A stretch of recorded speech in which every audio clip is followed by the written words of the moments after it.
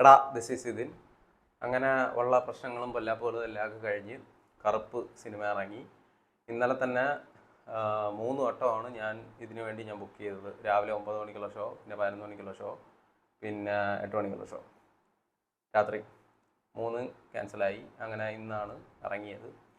So എടാ, ഞാൻ സത്യം പറഞ്ഞാൽ ഈ പടത്തിനെ പറ്റി എനിക്ക് ഒരു പ്രതീക്ഷയില്ലായിരുന്നു.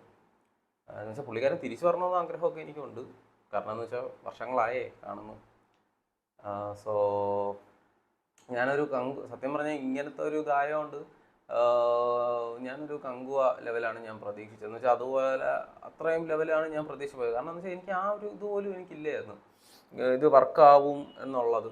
ഓക്കെ, സോ അങ്ങനെ ഈ പറഞ്ഞതുപോലെ ഞാൻ അത് പ്രതീക്ഷിച്ച് പോയി. പക്ഷേ എനിക്കൊരു ഡീസൻറ്റ് വാച്ചാണ് എനിക്ക് കിട്ടിയത്. അതിൽ നിന്നും കിട്ടിപ്പോയേനെ, പക്ഷേ അതിലോട്ടുള്ള കാര്യങ്ങളിലാണ് എനിക്ക് സംസാരിക്കാനുള്ളത്.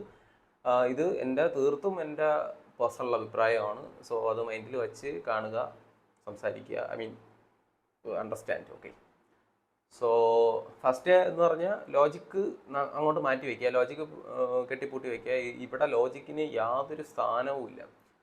ഓഫ് കോഴ്സ് ഇതൊരു മാസ് മസാല പടമാണ്, പക്ക കൊമേഴ്ഷ്യൽ ഐറ്റം ആണിത്. ഓക്കെ, സോ ഓഫ് കോഴ്സ് ഈ പറഞ്ഞതുപോലെ എല്ലാവർക്കും അറിയുന്ന പോലെ അണ്ണൻ ഇതിനകത്ത് കറുപ്പ് സ്വാമിയാണ്. സോ ആ ലെവലിലാണ് നിൽക്കുന്നത്.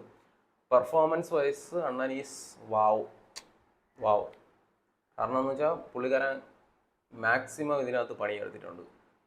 നല്ല രീതിയിൽ വർക്കായിട്ട് എനിക്കും പേഴ്സണലി എനിക്ക് വർക്കായി. കാരണം എന്ന് വെച്ചാൽ എനിക്കിത് ഡീസൻ്റ് എന്ന് പറയാൻ കാര്യം എന്ന് വെച്ചാൽ എനിക്ക് ഫസ്റ്റ് ഹാഫ് അത്രയും എനിക്ക് വർക്കാവുകയും സെക്കൻഡ് ഹാഫ് എനിക്ക് അങ്ങനെ ആ ലെവൽ എനിക്ക് വർക്കായിട്ടില്ല.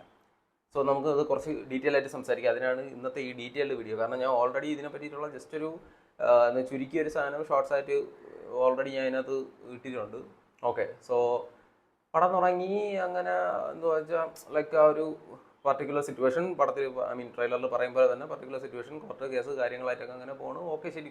പക്ഷെ കണക്റ്റ് ആവണുണ്ട്, നല്ല രീതിയിൽ കണക്റ്റ് ആവണുണ്ട്. അങ്ങനെ കണക്റ്റായി അങ്ങനെ രീതിയിലൊക്കെ പോകണം. ഈ പെർഫോമൻസ് വൈസ് എല്ലാവരും കൊള്ളാം. ലൈക്ക് എല്ലാവരും ഒന്നിനൊന്ന്, ഐ മീൻ പ്രത്യേകിച്ച് ഇന്ദ്രൻസ് പുള്ളിക്കാരുടെ കൂടെയുള്ള അനഘ എന്തോ ആണ് ആ ക്യാരക്ടർ, പുള്ളിക്കാരുടെ ഒറിജിനൽ നെയിം എനിക്കത് ഓർമ്മയില്ല, ഐ മീൻ അറിഞ്ഞുകൂടാ.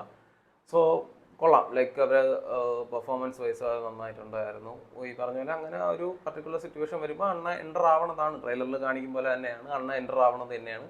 അണ്ണൻ്റെ എൻട്രിയൊക്കെ വാവ്. പിന്നെ അത് മാത്രമല്ല, കമ്മിങ് ടു എനിക്കിതിൽ ഫസ്റ്റ് ഹാഫിൽ എനിക്ക് നന്നായിട്ട് തോന്നിയെന്ന് വെച്ചാൽ ആദ്യത്തെ ഒരു പാട്ടുണ്ടായിരുന്നു, മറ്റേ ഈ ബോക്സിംഗ് റിങ്ങിനകത്തൊക്കെ അതൊക്കെ സെപ്പറേറ്റ് വന്നൊരു സാധനമായിരുന്നു. അതൊരു 4 വരിയിൽ തീർത്തത് നന്നായി. സത്യം പറഞ്ഞാൽ ഞാൻ അവിടെ നിന്ന് പടം കയ്യോടെ പോകുമോ എന്ന് ഞാൻ വിചാരിച്ചതായിരുന്നു.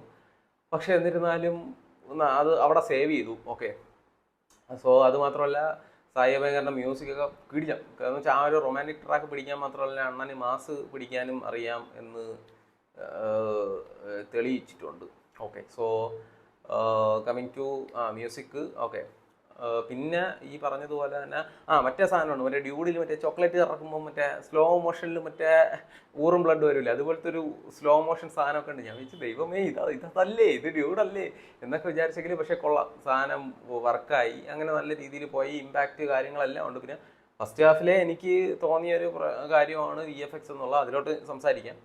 ഓക്കെ, സോ അങ്ങനെ രീതിയിൽ പോയി കണക്റ്റായി കാര്യങ്ങളൊക്കെ പോകുന്നുണ്ട്. എനിക്ക് ഫസ്റ്റ് ഹാഫ് കണ്ടപ്പോഴും ലൈക്ക് ഈവൻ RJ ബാലാജി ആയാലും ലൈക്ക് ഒരു നെഗ് ഷെയ്ഡുള്ള ഒരു ക്യാരക്ടർ എന്നുള്ള ലെവലിലാണ് ഞാൻ പോയത്.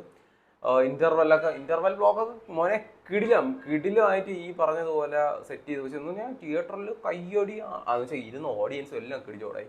കാരണം എന്ന് വെച്ചാൽ വെൽ കണക്റ്റഡ് ആയിട്ടുള്ള ഓഡിയൻസ് ആയിരുന്നു. എന്ന് വെച്ചാൽ ഞാൻ ഇങ്ങനെ സീറ്റിൽ ഇങ്ങനെ ഫ്രണ്ടിലോട്ട് ഇങ്ങനെ ഇരുന്നൊക്കെ നിന്ന് കണ്ടാവും. എന്ന് വെച്ചാൽ ആ ലെവൽ കിടിലം. എന്ന് വെച്ചാൽ എത്ര കാലം ഇതുപോലെ ഇങ്ങേരിന്നൊരു കൊമേഴ്ഷ്യൽ മാസ് മസാല സാധനം കണ്ടിട്ട് ആ പെർഫോമൻസ് ഒക്കെ. ഓക്കെ, സോ അങ്ങനെ അത് കഴിഞ്ഞു. സെക്കൻഡ് ഹാഫിലോട്ട് കയറി ഈ പറഞ്ഞ പോലെ ഗോഡ് മോഡ് അതിൻ്റെയൊക്കെ പാട്ടൊക്കെ പക്കാ പ്ലേസ്മെൻറ്റ് പരിപാടി.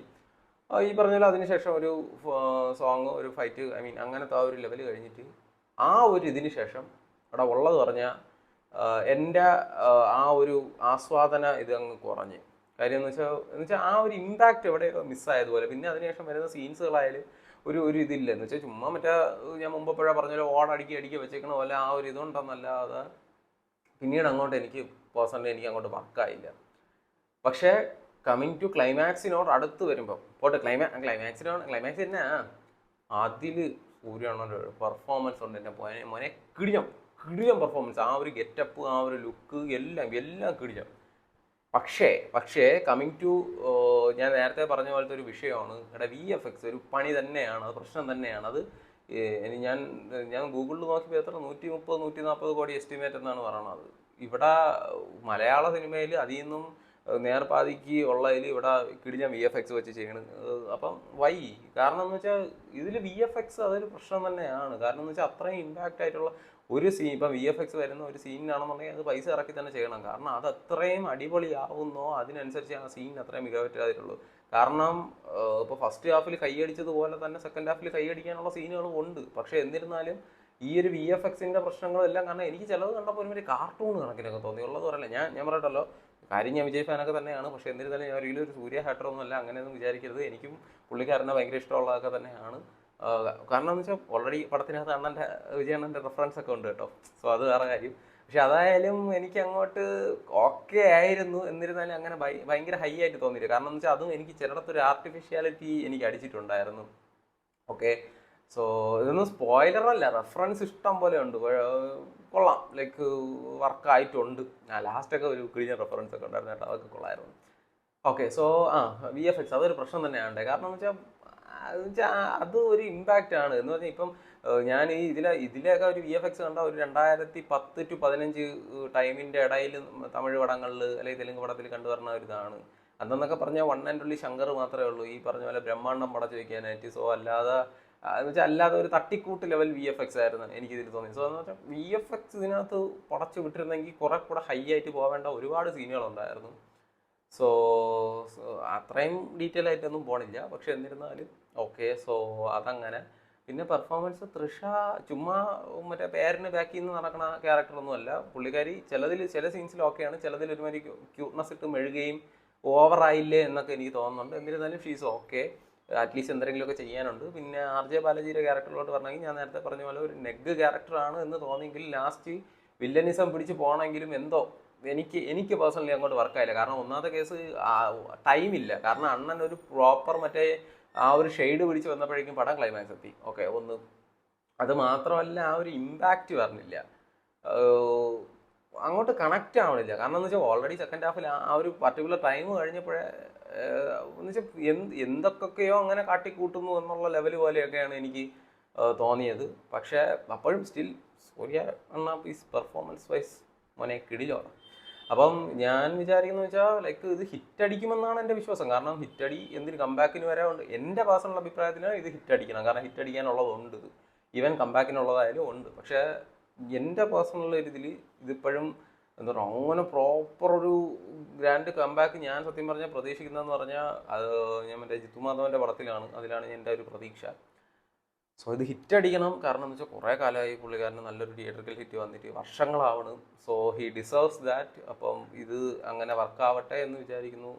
കംബാക്കിനുള്ളതുണ്ട്. കാരണം എന്ന് വെച്ചാൽ തിയേറ്ററിക്കൽ മൊമെന്റ്സ് പ്രതീക്ഷിച്ചാണ് ഞാൻ പോയത്. കാരണം എന്ന് വെച്ചാൽ ഞാൻ ഓൾറെഡി വീഡിയോയിൽ തുടക്കത്തിൽ പറഞ്ഞു ഞാൻ കങ്കുവയാണ് പ്രതീക്ഷിച്ചത്. കങ്കുവയുടെ കഥയൊക്കെ ഉണ്ട്, അതിലോട്ടൊക്കെ ഞാൻ വരാം. ഇനി ഈ സമയമുണ്ടല്ലോ സംസാരിക്കാൻ, അതൊക്കെ ഞാൻ സംസാരിക്കാം. സോ ഇത്രയൊക്കെയാണ് ഏകദേശം ഞാൻ സംസാരിച്ചെന്ന് തോന്നുന്നു. VFX പിന്നെ ലൈക്ക് ബാക്കി എന്താ വിഷ്വൽസ് കൊള്ളാം, ചില ഫ്രെയിംസുകളൊക്കെ കൊള്ളാം, നൈസ് പരിപാടിയൊക്കെ ഉണ്ട്. അതിട്ട് ഞാൻ എടാ VFX ആയാലും കൊള്ളാം, ചിലയിടത്തൊക്കെ ഓക്കെയാണ്. പക്ഷെ ചിലയിടത്തൊക്കെ അങ്ങേയറ്റ ശോകം എന്ന് വെച്ചാൽ അങ്ങേയറ്റ ശോകം എന്ന് വെച്ചാൽ അതൊക്കെ പൈസ പൊട്ടിക്കണോടെ. ഇതൊക്കെ പൊട്ടിച്ച് ചെയ്യേണ്ട പരിപാടിയാണ്, ഇല്ലെങ്കിൽ അതിനനുസരിച്ചുള്ള ആളുകളെ വെച്ച് ചെയ്യണം. അല്ലാതെ ഇതൊന്നും നടപടിയാവൂല. സോ എന്താണ് ഇനിയുള്ള അഭിപ്രായങ്ങളെന്ന് അറിഞ്ഞുകൂടാ. സോ ഇത് എൻ്റെ പേഴ്സണൽ ഒപ്പീനിയനാണ്. അപ്പം ഓക്കെ, ആസ് യുവർ വിഷ്, നിങ്ങൾക്ക് പടം കാണണമെങ്കിൽ കാണാം. പിന്നെ അതിൻ്റെ കൂട്ടത്തിൽ ഈ ചാനൽ കൂടെ ഒന്ന് സബ്സ്ക്രൈബ് ചെയ്യാനിടെ എനിക്ക് നമ്മളൊന്ന് ഇങ്ങനെ കയറിയൊക്കെ പോട്ടെ. സോ അത്രേ ഉള്ളൂ. ദാറ്റ്സ് ഓൾ അബൌട്ട് കറുപ്പ്. എനിക്ക് ഓർമ്മയുള്ള കാര്യങ്ങളൊക്കെ ഞാൻ പറഞ്ഞിട്ടുണ്ട്, ചിലപ്പോൾ എന്തെങ്കിലും ഇപ്പോൾ വിട്ടുപോയിട്ടുണ്ടായിരിക്കും, മன்னிച്ചിട്ട്. അപ്പോൾ അത്രേ ഉള്ളൂ. ദാറ്റ്സ് ഓൾ അബൌട്ട് കറുപ്പ്.